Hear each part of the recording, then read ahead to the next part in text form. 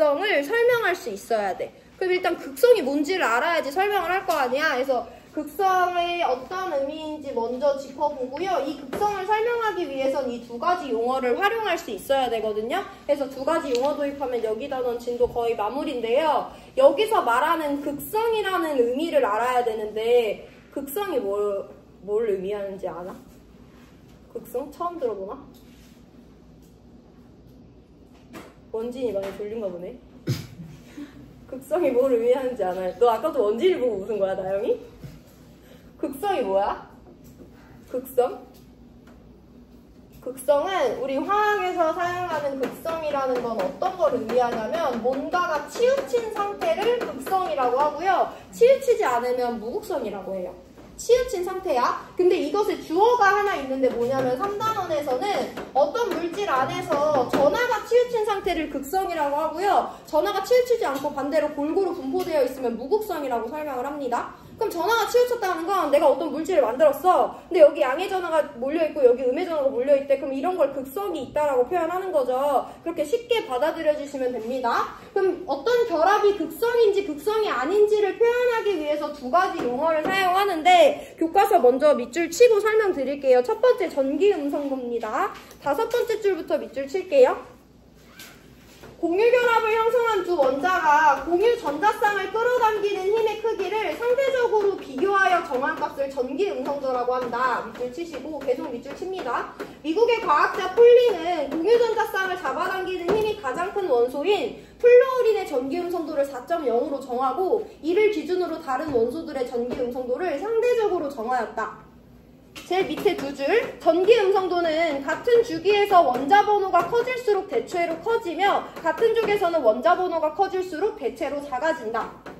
그럼 얘들아 정리해봤을 때 이 값은 주기율표상에서 오른쪽으로 갈수록 커지고 아래로 갈수록 작아진다니까 주기율표에서 오른쪽 위로 갈수록 커지는 값이다 라고 꼭 알고 계셔야 돼요. 넘어가서 쌍극자 모멘트와 결합의 극성입니다. 밑줄 칠게요. 같은 원자 두 개가 공유결합을 형성하는 경우에는 두 원자의 전기음성도가 같으므로 공유전자쌍이 어느 한 원자 쪽으로 치우치지 않는다. 이와 같은 결합을 무극성 공유결합이라고 한다. 밑줄.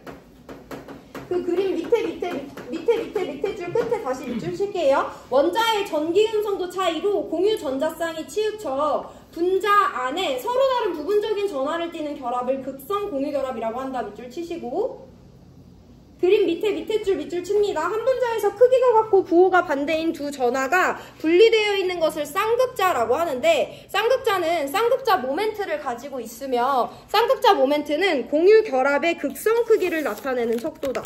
극성은 치우친 거니까 공유결합의 치우친 정도를 나타내는 척도예요. 제일 밑에 세 줄 다 밑줄 칩니다. 쌍극자 모멘트를 나타낼 때에는 오른쪽 그림과 같이 전기음성도가 작은 원자에서 전기음성도가 큰 원자 쪽으로 화살표의 머리 부분이 향하도록 그리면 된다.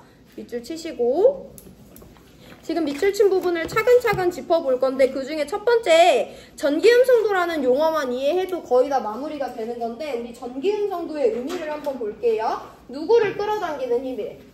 공유전자쌍을 끌어당기는 힘이래. 그럼 일단 우리 공유전자쌍이 있는 물질을 살펴봐야 되잖아요. 그래서 다시 천천히 보면 나 수소야. 내 옆에 나랑 똑같이 생긴 수소가 있대. 그럼 얘네들은 하나씩 부족하니까 전자를 하나씩 주고받으면서 H2라는 물질을 형성하지. 잘 보세요. 자, 그럼 내가 여기 그림은 우리가 약속한 방법대로 그렸지만 이 점은 이 수소의 원자과 전자였지. 이 점도 이 수소의 원자과 전자였지. 그래서 우리 이 전자쌍을 점 두 개로 그리긴 하지만 얘네들은 무슨 전하를 띠는 애들이야? 음의 전하를 띠는 애들이죠. 우리가 얘네가 누군지 알려주기 위해서 알파벳 원소 기호로 쓰지만 사실 이 원자의 중심에는 누가 있냐면 플러스 1의 전하를 띠는 원자핵이 있어요. 이 원자의 중심에도 누가 있냐면 플러스 1의 전하를 띠는 원자핵이 있어요. 그럼 우리는 H와 점으로 표현했지만 사실 이 안에는 플러스 전하를 띠는 원자핵이 있고 이 안에도 플러스 전하를 띠는 원자핵이 있고 여기는 음의 전하를 띠는 전자가 있는 거야. 그럼 양의 전하는 음의 전하를 좋아하잖아. 그래서 이 원자들은요 각각 원자핵 안에서 이 공유된 전자쌍을 음의 전하이기 때문에 끌어당기게 돼요. 이 힘을 뭐라고 부를 거냐면 전기음성도라고 부르는 거야. 그러면 정성적으로 이해를 했을 때 나 하나가 부족하니까 하나 주면서 하나 받았어. 그래서 둘 다 첫 번째 껍질에 두 개를 만족시키기 위해서 이 왼쪽 원자랑 오른쪽 원자를 이 전자를 같이 갖고 있긴 하지만 사실 그 속을 들여다보면 얘는 이걸 자기 쪽으로 얘는 이걸 자기 쪽으로 당기고 있기는 한 거야. 근데 내가 당긴다고 해서 항상 내 쪽으로 오는 건 아니잖아. 그 힘의 크기를 비교해줘야 되는데 거기 테이블 보면 모든 원자의 전기음성도가 나와 있어요. 수소는 2.1이거든요. 이 수소도 이 전자쌍을 자기 쪽으로 2.1의 힘으로 당겨요. 이 수소도 이 전자쌍을 자기 쪽으로 2.1의 힘으로 당겨요. 그러면 내가 얘가 좋아서 당기긴 하지만 양쪽에서 당기는 힘의 크기가 어때? 똑같잖아. 그럼 양쪽에서 당겨도 저 전자쌍은 저 원자 사이에 가운데 있긴 하겠죠. 그래서 전기 음성도는 어쨌든 공유 전자쌍이라는 걸 당기는 힘의 크기인데 이걸 당긴다고 해서 항상 그 전자쌍이 내 쪽으로 오는 건 아니긴 해요. 또 예시를 들으면서 확장시켜 볼 건데 나 여기 원자과 전자 하나짜리 수소가 있는데 얘 옆에 원자과 전자 7개짜리 플루오린이 있었대. 그래서 전자를 하나씩 주고받으면서 공유 결합을 형성했어요. 그러면 이 전자는 음의 전하를 띠고 이 원자 안에는 플러스 1의 원자핵, 이 원자 안에는 플러스 9의 원자핵이 있으니까 이 원자도 이 전자쌍을 자기 쪽으로 당기죠? 이 원자도 이 전자쌍을 자기 쪽으로 당깁니다. 저 힘을 뭐라고 부른다고? 전기 음성도라고 부른다는 거야. 졸리면 얘들아 소리를 내서 대답해라. 그럼 저 전자쌍은 양쪽에서 잡아 당길 건데 수소는 몇의 힘으로 당기고 2.1의 힘으로 당겨. 플루오린은 몇의 힘으로 당긴대? 4.0의 힘으로 당기는 거야. 이번에는 당연히 공유결합이 있으니까 각각의 원자들은 저 전자쌍을 자기 쪽으로 잡아 당기긴 하는데 그 힘의 크기가 같아 달라? 다르잖아. 누가 더 세? 플루오린 더 세잖아. 그럼 당연히 저 전자쌍은 어디 쪽으로 더 가게 돼 있어? 플루오린 쪽으로 가게 돼 있죠. 그래서 이 전자쌍은 이번에는 플루오린 쪽으로 약간 치우칩니다.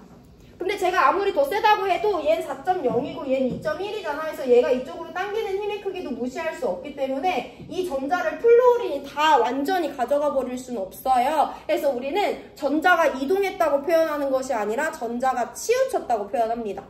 이 의미만 알고 계시면 돼요. 일단 지금 중요한 건 전기 음성도라는 개념을 이해하는 것인데 공유결합이 있는 데는 항상 전기 음성도라는 용어가 쫓아올 수밖에 없고요. 자기 주변의 공유전자쌍을 당기는 힘의 크기를 전기 음성도라고 해. 그럼 이 전자쌍을 기준으로 봤을 때 양옆에 같은 원자가 있다는 건 같은 원자가 똑같은 힘의 크기로 당긴다는 거잖아. 그럼 이 전자쌍은 치우친대 안 치우친대? 안 치우친대. 우리 안 치우치는 것을 극성이랑 구별해서 무극성이라고 해요. 그럼 이 단일 공유결합은 무극성 공유결합이다 라고 설명하실 수 있으면 됩니다. 근데 반면에 이 전자쌍은 왼쪽에서 2.1로 당기고 오른쪽에서 4.0으로 당기잖아. 당기는 힘의 크기가 다르죠. 그럼 쟤는 더 센 쪽으로 치우칠 수밖에 없잖아. 치우친 걸 우리 극성이라고 표현한다고 했어요. 그래서 서로 다른 원자가 전자쌍을 공유했을 때 그 공유결합은 한쪽으로 치우칠 수밖에 없다. 저런 결합을 극성 공유결합이라고 설명합니다. 근데 이게 내신에서 다루지 않아도 되는데 너네들이 되게 헷갈려하는 게 뭐냐면 극성 공유결합이랑 이온결합을 나중에 헷갈려서 갖고 오는 친구들이 있어서 번외지만 비교는 해드려요. 지금 내용은 뭐 이해하셔도 되고 넘기셔도 됩니다. 예를 들어서 나트륨이 있었어. 얘 원자과 전자 1개래. 예를 들어서 플루오린이 있었어. 얘 원자과 전자 7개래. 얘네가 만약에 공유결합을 했다고 해봐. 만약에 그래서 얘가 전자 하나를 플루오린이랑 주고받으면서 공유전자쌍을 형성했대. 그럼 어쨌든 이 원자와 이 원자는 공유전자쌍을 항상 자기 쪽으로 잡아당기는 누가 작용한다? 전기 음성도가 작용합니다. 거기 테이블 보시면 아는데 나트륨은 전기 음성도가 0.9밖에 안 되고요. 플루오린 전기 음성도가 4.0이에요. 누가 더 세? 플루오린 세잖아. 그럼 이 전자쌍 누구 쪽으로? 플루오린 쪽으로 치우친다고 표현할 수도 있지. 근데 여기는 누구랑 비교해주면 되냐면 얘는 2.1과 4.0이니까 1.9 정도 차이 나거든요. 여긴 0.9랑 4.0이니까 2.1, 3.1 정도 차이 나거든요. 여기는 전기음성도 차이가 너무 큰 거야. 그럼 이때는 전자쌍이 그냥 치우치고 끝나는 게 아니라 이 센 애가 아예 가져가 버려요. 그래서 우리 정성적으로 설명할 때 뭐라고 설명하냐면 비금속은 어쨌든 전자를 얻고 싶은 경향이 있잖아. 전자를 좋아하는 애야. 전자를 좋아하는 애랑 전자를 좋아하는 애가 전자쌍을 공유하고 있기 때문에 둘의 차이가 클지는 몰라도 일단 얘도 전기음성도가 높고 얘도 전기음성도가 높아. 그럼 높은 애들끼리 싸우니까 누구 하나가 완전히 가져가지 못하고 치우치고 끝나는데 금속은 기본적으로 전자를 버리고 싶어 하죠. 전기 음성도가 높은 애가 아니에요. 얘는 전자를 얻고 싶어 하는 애야. 버리고 싶어 하는 애랑 얻고 싶은 애가 만났으니까 치우치고 끝나는 게 아니라 비금속이 아예 가져가 버리는 거야. 그럼 여기서 우리가 누구를 비교해줘야 되냐면 전자 아예 플루오린이 가져가. 그럼 플루오린은 하나 기여했고 나트륨 하나 기여했는데 둘 다 플루오린이 가져오니까 플루오린은 마이너스 1가의 전하를 띠게 되겠죠. 나트륨은 하나 기여했는데 그거 다 뺏겼으니까 플러스 1가의 전하를 띠게 될 거 아니야. 얘를 누구랑 구별해줘야 되냐면 여기는 수소랑 플루오린이 동일하게 하나씩 기여를 했어. 근데 누가 더 세서? 플루오린이 약간 더 세서 이 전자쌍이 플루오린 쪽으로 치우치지. 근데 아예 가져가는 거라 그랬어? 그냥 좀 치우치는 거라 그랬어? 치우친다고 했잖아. 그럼 얘가 전자 하나를 아예 뺏어왔다, 얘 전자 하나 뺏겼다라고 표현할 수 있어? 없어? 없잖아요. 해서 여기는 그 실제 값은 아니지만 뭐 얘가 마이너스 0.2 정도면 얘가 플러스 0.2 정도 되는 부분적인 값이란 말이야. 그래서 우리 여기서 전하를 어떻게 표현하냐면 부분적으로 음의 전하, 부분적으로 양의 전하를 띈다라고 해서 극성 공유결합과 이온결합은 전압 값부터가 달라요. 여긴 아예 전자가 이동하는 거고 여기는 전자가 치우치는 겁니다. 그래서 극성 공유결합과 이온결합을 구별하고 그의 결과로 극성 공유결합에서는 부분적인 음전하를 띈다, 부분적인 양전하를 띈다. 파셜이라는 의미예요. 1, 2 정수값이 아니라 분수값을 띈다 라고 이해하고 계시면 됩니다. 공유결합을 기준으로 같은 원자들이 당기면 전기음성도 같으니까 치우치지 않아. 무극성 공유결합이에요. 공유결합을 기준으로 다른 원자들이 당길 땐 전기음성도가 다르기 때문에 어느 한쪽으로 치우쳐요. 걔를 극성 공유결합이라고 합니다. 자, 우리 그럼 다 왔는데 이제 쌍극자 모멘트만 비교를 해볼 건데 쌍극자 모멘트는 누구의 치우친 정도를 표현한대? 공유결합이 치우친 정도를 나타내는 벡터 값이에요. 너네 벡터 배웠다며. 벡터는 크기뿐만 아니라 방향까지 중요한 값이죠. 스칼라랑 구별하잖아요. 그럼 얘의 방향과 크기를 우리가 둘 다 따져볼 건데 쌍극자 모멘트의 의미를 조금 더 자세히 볼게. 공유결합이 치우친 정도래. 공유결합은 같은 말로 누구랑 똑같아? 공유전자쌍이랑 똑같잖아. 그래서 쌍극자 모멘트는 결국엔 공유전자쌍이 치우쳤냐 안 치우쳤냐를 판단하면 돼. 야, 여기 공유전자쌍 하나 있잖아. 이거 치우쳐 안 치우쳐? 안 치우치. 지금 쌍극자 모멘트가 없는 거잖아. 우리 쌍극자 모멘트 그리스어로 뮤라고 표현하는데요. 무극성 공유결합은 쌍극자 모멘트가 0인 결합이다 라고도 좀 길게 표현할 수 있어요. 자, 그럼 여기 있는 거 볼 건데 여기 있는 하나의 공유전자쌍은 치우쳐 안 치우쳐? 치우쳐. 누구 쪽으로 치우쳐? 플루오린 쪽으로 치우치잖아. 공유전자쌍이. 그럼 공유결합도 이쪽 방향으로 치우친다라고 화살표를 나타내주면 되는데 뺏기는 쪽에 수직 방향으로 선을 하나 그려줘서 쌍극자 모멘트의 방향을 이와 같이 표현을 해주시면 됩니다. 일단 쌍극자 모멘트가 없는 무극성 공유결합과 쌍극자 모멘트가 있는 극성 공유결합을 비교해주시고 있을 때는 쌍극자 모멘트를 이와 같이 표현한다라는 거 받아들여 주시면 돼요. 한 가지만 더 예시 들고 마무리할 건데 여기 하나짜리 수소가 원자가 전자 7개짜리 염소랑 공유전자쌍을 하나 형성했대. 그러면 이 전자쌍은 얘들아 치우쳐 안 치우쳐? 치우치지. 우리가 얘 전기음성도 얘 전기음성도 몰라도 양쪽에서 다른 애들이 당기고 있잖아. 그럼 당연히 전기음성도가 다르겠죠. 이 전자쌍은 무조건 치우쳐요. 근데 어디 쪽으로 치우치냐면 그 테이블 보시면 수소는 전기음성도 2.1인데요. 염소는 전기음성도가 3.0입니다. 누가 더 세요? 염소가 더 세네? 그럼 전자쌍 누구 쪽으로 치우치는? 염소 쪽으로 치우치는 여기 있는 공유결합은 극성 공유결합이다 라고 용어 활용해서 설명해 주시면 됩니다. 그럼 똑같이 하나하나 기여했는데 이 전자쌍이 염소 쪽으로 치우친다는 건 염소는 무슨 전하를 띠게 되고 부분적인 음의 전하를 띠게 되고 수소는 무슨 전하를 띠게 된다? 부분적인 양의 전하를 띠게 된다라는 거 우리 비교할 수 있잖아. 그리고 전자쌍이 누구 쪽으로 치우쳤으니까? 염소 쪽으로 치우쳤으니까 쌍극자 모멘트를 이와 같이 표현해 줄 수 있어요?